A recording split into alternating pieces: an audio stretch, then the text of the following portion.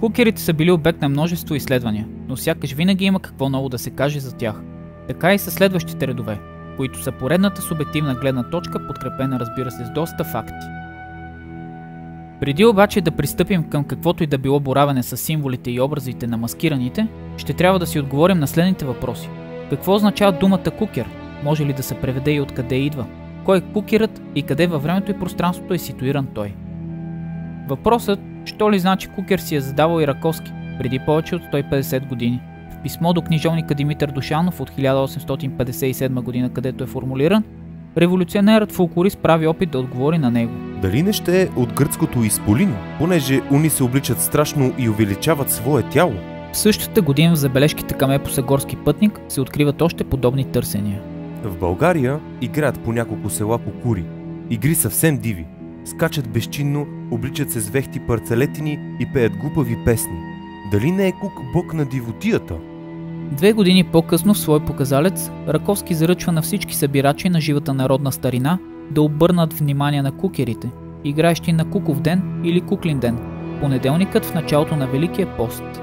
Как играят през него ден кукери най-паче в Румания? Какви песни пеят и какви обряди творят? Достатъчно е да разгърнем първите страници и придружаващите ги бележки на изследването Кукерът без маска на Валерия Фол и Стоян Райчевски, за да разберем колко много и различни теории има формулирани през годините за произхода и значението на думата кукер, без обаче да има еднозначно становище по въпроса. Въпреки всичко, неосъзнато или не, самият Раковски е оставил маркер в търсенията си, който ще използваме малко по-късно.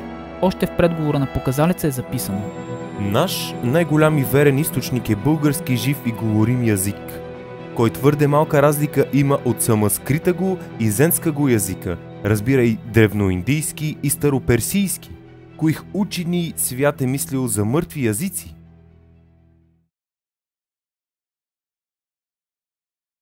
Кукери, кукове, старци, арапи, сурати се казва в енциклопедичния речник Българска митология.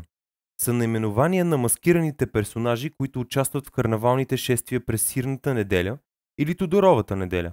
В Западна България мъжките маскарадни игри са отнесени към новогодишния празничен комплекс, периода на мръсните дни, и участниците в тях се наричат сурваскари, василичари. Затова нека поставим маскираните, излизащи във времето на сурва, и тези на сирница, под общия знаменател на персонажи, изпълняващи различни обреди от един общ цикъл. Възходът на Слънцето и неговия път от най-ниската му точка в деня на зимното слънцестоене към зенита. Това време е изпълнено с магически действия и обредни практики при всички народи, почитащи Слънцето. Самите маскирани са едно от проявленията на този соларен култ и наименованието кукер ги обединява в това. Но откъде идва думата кукер и какво означава? Първата асоциация, която буди у мен, е свързана недвусмислено с песента на Петела. Онзи естествен будилник, посрещащ първи слънцето с мощното си кукуригане. Не случайно е определен като един от най-важните соларни символи. И може би, не случайно го виждаме и при маскираните. Било като пернат демон, дълъг червен клюн или жив представител. Следствие на това, би трябвало да потърсим и по-буквална връзка на маскираните със слънцето. По предложение на лингвиста Кирил Влахов, който в един свой анализ от 1977 година прави опит за превод на думата, ще приемем, че наименованието кукир или кукур, кукир, по-старите форми, е двусъставно и е образувано от частите ку и кер. Така бързо откриваме връзката с имената Кира, Киран, Кирил.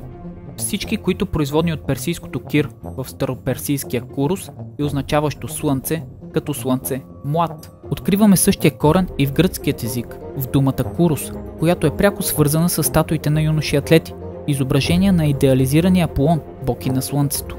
Оттъждествяването на предводителя на музите става както с целебното действие на слънцето, така и с неговото пагубно влияние. Сливането на този образ потвърждава връзката между Аполон и Дионис в по-късен етап, като първият се свързва с светлото соларно начало, а втория с хтоничните сили.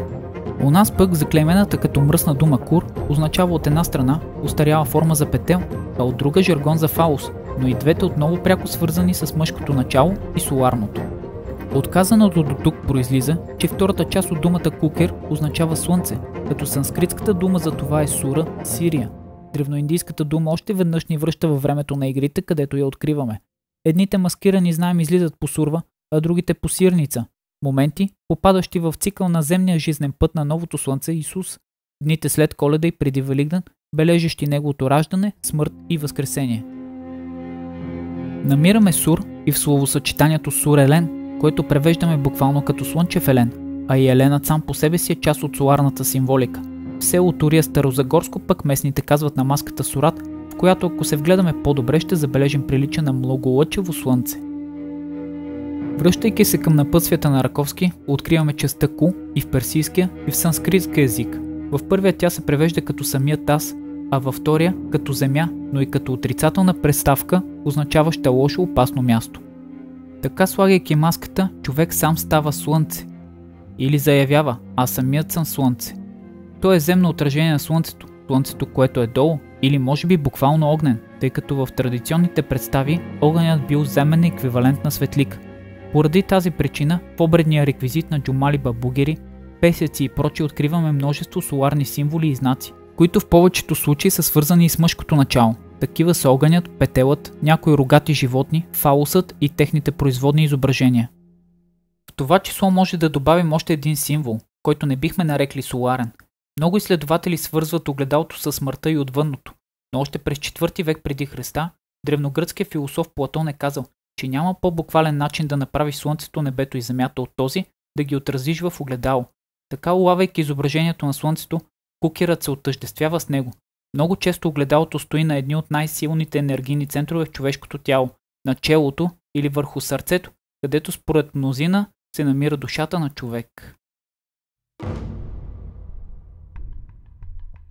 Моментите, в които излизат маскираните, може да отнесем както към цикличното, така и към линеарното легендарно време.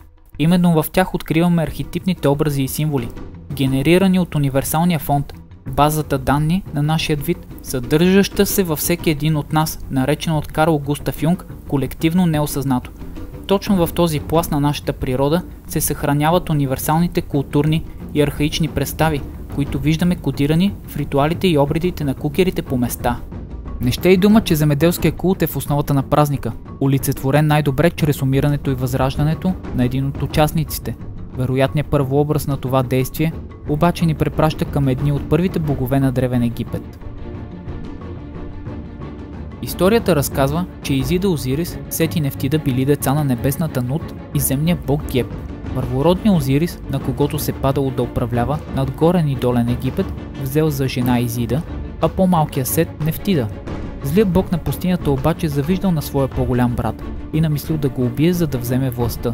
След като Сет осъществил коварния си план, Озирис бил разкъсан на 14 парчета и разпръснат из цял Египет. Но преданата Изида събрала късовете от своя Озирис и го върнала към живота, не без помощта на кучеглавия Анубис, син на Сет и Нефтида, а от любовта им се родил пернатият Хор, богът Сокол на слънчевия диск. Основният мотив от този разказ за умиращия и възраждащ се бог и възкачването на новото слънце, което древните наричат Хор, Кир или Сур, виждаме и в игрите на кукерите. А от страните, обитавани от тъмнокожо население, каквито без съмнение били Древен Египет, Персия или Индия, откриваме и връзки с множеството от имената на маскираните, които днес се наричат арапи, камилари, джамал, черни кукери и други. С част от тези локации може да свържем и традиционните за почти всяка група персонажи на циганите, които в миналото, а и днес наричат гюпти, от египтяни, по името на страната, откъдето дошли част от тях. Но дали почернянето на лицата при някои персонажи с сажди и пепел е станало, за да могат участниците да се определят като огнени, каквато натовареност носи и думата кукер, или всичко това е асоциативно мислене и опит по театрален начин да се доближат до хората с по-тъмна кожа, от чието страни идват горните вярвания, не може да се каже. Едно обаче е ясно, почти всяка група има още един черен персонаж, но не почернен, а облечен в черно. Макар да въплъщава в себе си повече характеристики на стар мръсник, отколкото на защитник на моралните устои, дядо Поп е един от най-важните сред маскираните. Попът е посредник между обикновените люди и човеко-бога Исус, медиаторът между земята и небето, затова и той носи кръстният знак, считан за проекция на космическото дърво. И вследствие на казаното, няма как да ни очуди и присъствието в ново време и на друг карнавален персонаж, белязан с този знак. Бил той като доктор, сестра или санитар. Именно тези кръстоносци осъществяват и скрепяват съюза между мъжа и жената в ритуала. Символът на мировата ос, въплъщаващ в себе си универсалната концепция за света, е крепителят на знаково организирания космос, възникнал от беззнаковия хаос. И след като заговорихме за създаването на реда, космоса и порядките, остана да видим дали сътворението на познатия ни свят не е кодиран в игрите на маскираните. И ако кукерите пресъздават този спектакъл, не е ли възможно да олицетворят и първочовеците, които в много митове се казват били андрогини, притежаващи и мъжки и женски характеристики?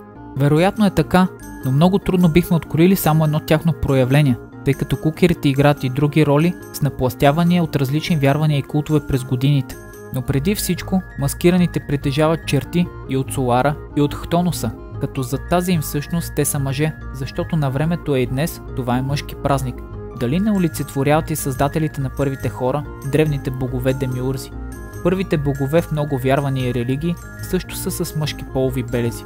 Такива са, например, самосъздалите се и след това създатели на космоса и човеците, представяния като овен змия, но винаги мъж, египетски бог Атум и многоликия Брахма от древноиндийския епос. Първият възниква от мрака на безкрайната водна бездна, която съществувала преди подредбата на света, а вторият относещо се по първичните води златно яйце, което сам създал.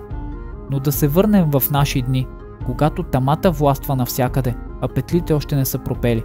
В това безвремие, когато започва всичко, излизат мъже с демонични ликове и огнени факли в ръце. Във въздуха се носи мощен метален тътен на хлопки и чанове, придружен от отчетливите удари на тапанджиите. Ето ги, пристигат и заформят кръг, за да превърнат хаоса в ред и отделят познатото от непознатото. Кръгът е символ на безкрайност и завършеност, на движението на Слънцето и цикличността на времето и пространството. На друго място и по друго време в този кръг някой построява квадрат, олицетворяващ земята, символична нива, която започва да оре и сее. Има го и мъжкото и женското начало и съюзът между тях. Някой се ражда и умира и пак се ражда. Тази картина се повтаря фрагментарно на много места, когато дойде времето на кукерите. Нека сега минем към човешките действия, пише Мирча Елиадев, митът за вечното завръщане. Разбира се, към тези, които не са чисто автоматични. Тяхното значение и ценност не са свързани с непосредствената им физическа даденост, а със свойството им да възпроизвеждат някакъв първоначален акт, да повтарят митичния първообраз. И в най-дребните проявления на своето съзнателно поведение, примитивният, архаичният човек не познава действие, което да не е било установено и преживяно преди това от някой друг, който друг обаче не е човек. Това, което прави, е било вече правено. Животът му е непрекъснато повторение на жестове, осветени в откриването им от други.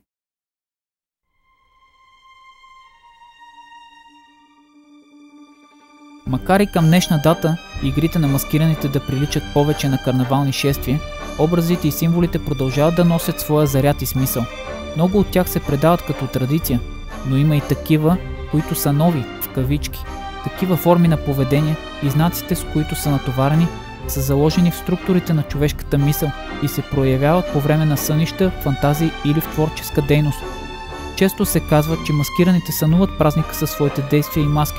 Именно тук са нивата, където много от участниците в игрите общуват с колективното неосъзнато, вследствие на което в ритуала се появява нещо ясно изразено, точно определен порядък с архаичен характер както по форма, така и по смисъл.